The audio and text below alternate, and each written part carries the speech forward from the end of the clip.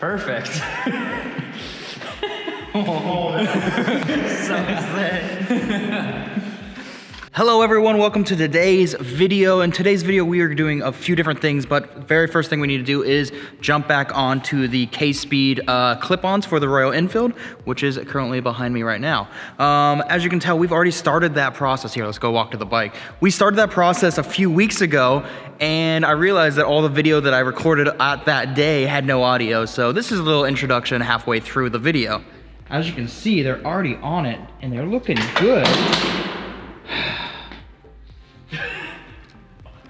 This is why we don't share space, because you have to deal with people like Led and Project Racing, which look at what he's doing right now. It looks so cool. If you guys don't follow him on Instagram. He is building a completely custom full cowl for a Husky 401, and it looks real sick. He's been doing it over the last few months. Go follow him. But back to the Royal, because that's why you guys are here, because no one likes Husqvarnas. It's not true. I want the Norden 901 so bad. So we're gonna put the clip-ons today. We're already on.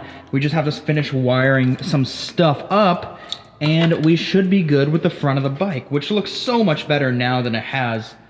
I don't want to say from factory if you're listening from Royal, but look at it. It's gonna be so good.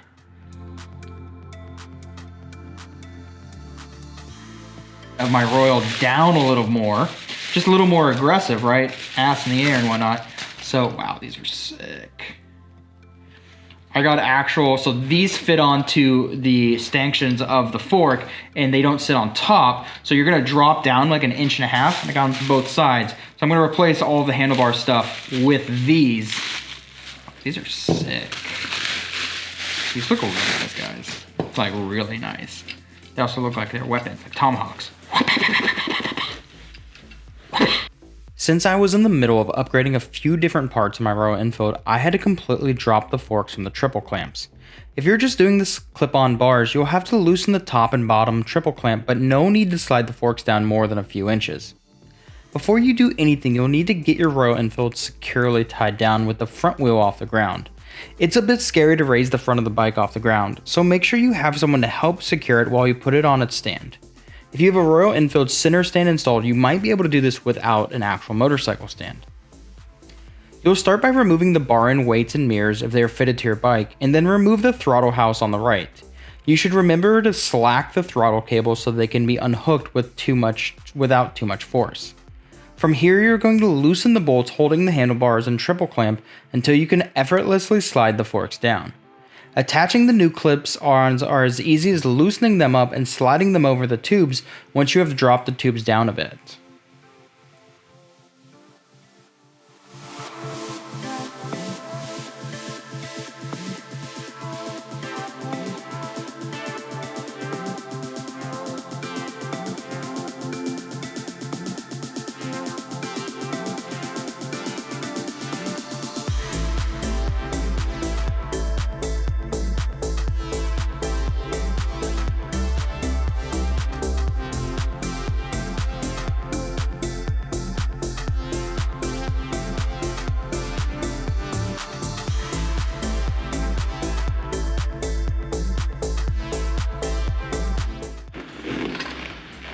Perfect.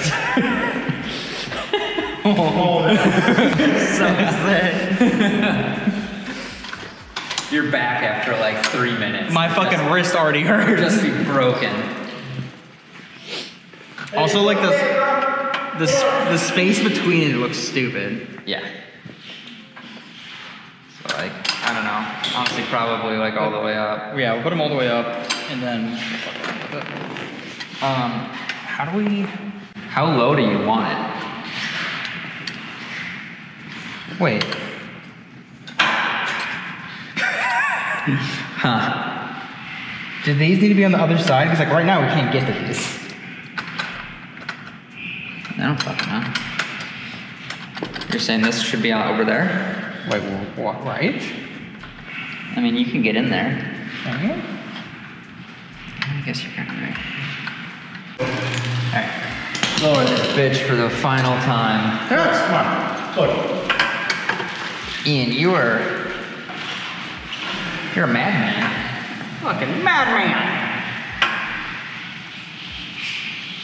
Well, this is better than the snap of bolt. Hello? Yep. Okay, loosen it up again.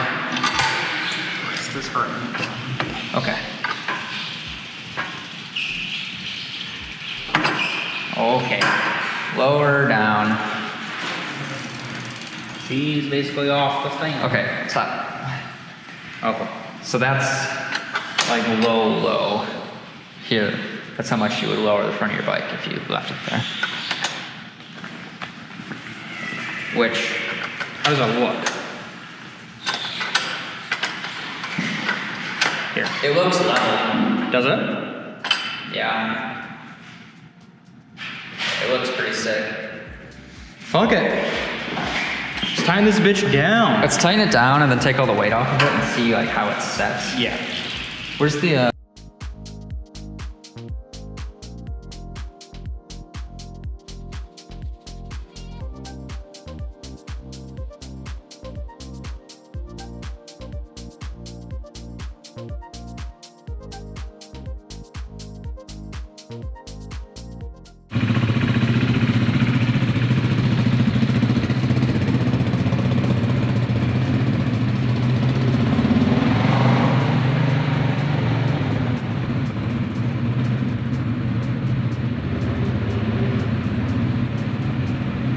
Do burnout!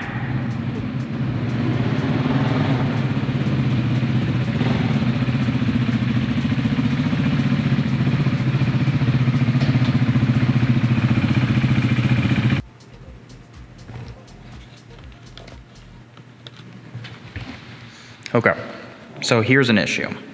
With the K-Speed clip-ons, there was none of this. This little pin sticks up, as you can see right there. And this electric cluster kind of like sits onto it, so it can't spin. Right now, it's gonna spin. I have to figure out how to make it not spin. I've got a few ideas. I'm not sure if I have the energy or the time to do it today, but basically I think I have to drill into the bar, thread something in, so then I can sit onto it. I'm gonna do a little more research and come back to that. Yeah.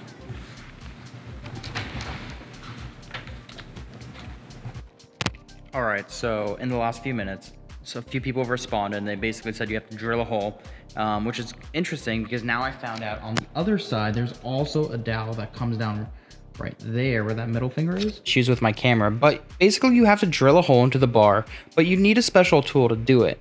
So I'll link that to Amazon right now.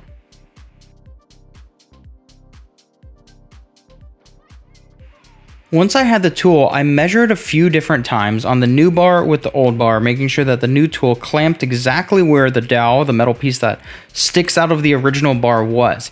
From there, you tighten it down and you drill directly into it. What I'm not showing is how to actually get that dowel out. So you can't.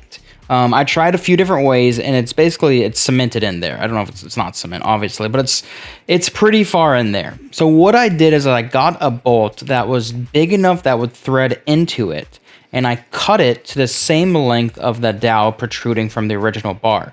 Then I got some really like strong adhesive and I coated the bolt, and I threaded it in so then it would stick out exactly where I needed it to be.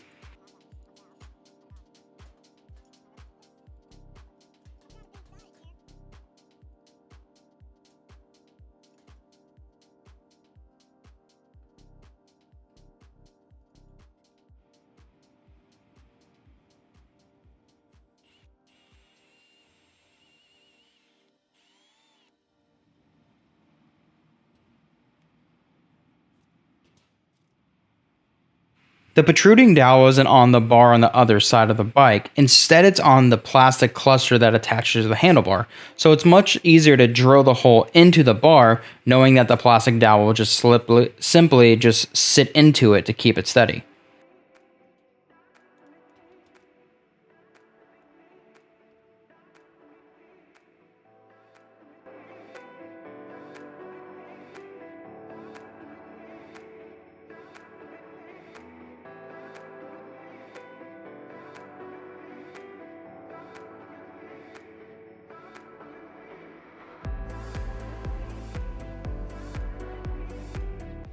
Once those holes are drilled, you simply follow the same process that you took everything off of those clusters to put back on.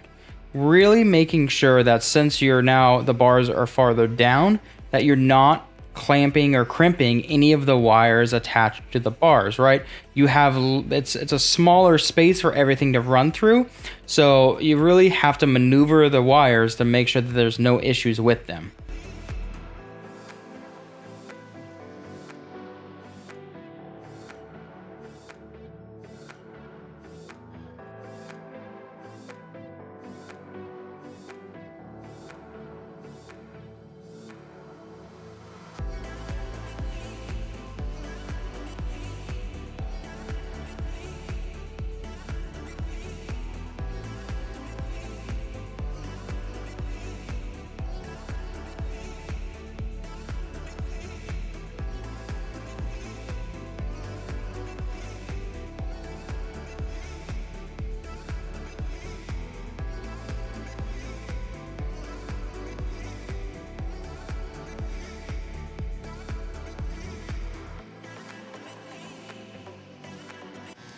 So after like the better part of probably 3 hours, figured out the issue was, instead of trying to have them come here and loop around the actuator, instead I've had it up here,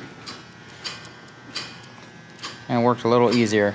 Basically unscrew all of these, give yourself as much slack as you can, and you just have just enough space.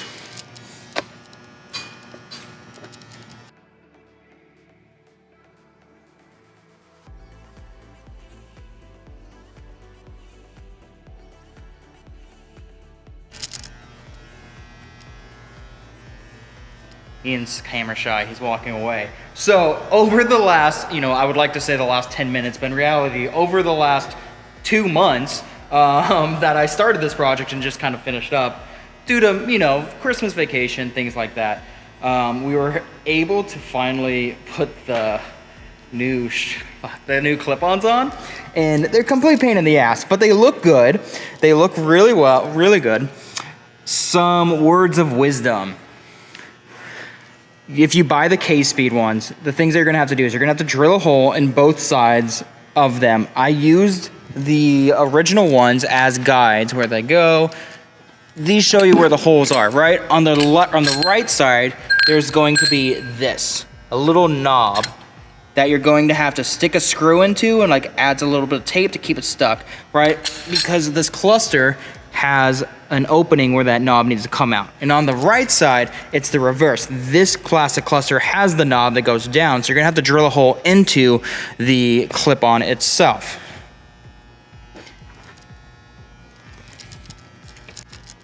With all that being said, and all of the frustration and figuring out how to do things, would I recommend this for you guys if you wanted to do it?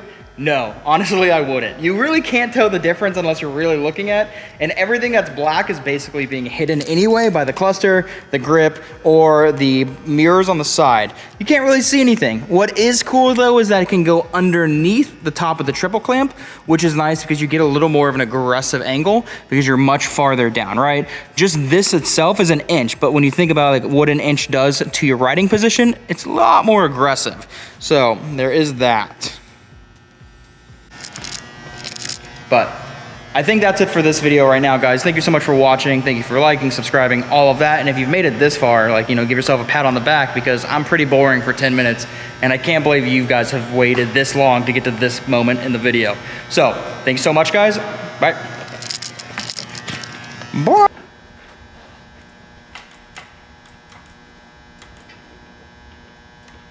Definitely looks good. It looks amazing.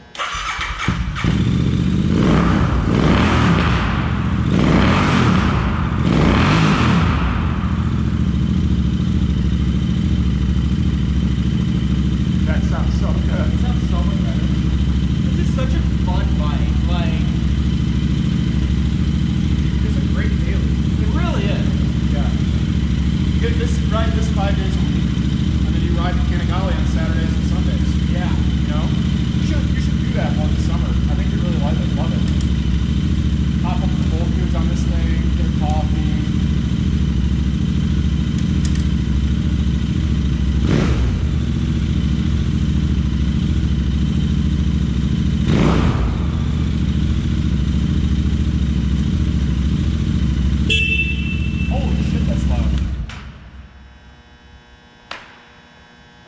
I'm proud of myself for getting to this point.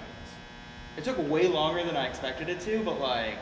You did it, buddy. I fucking... You built it yourself. Like... I installed parts on myself.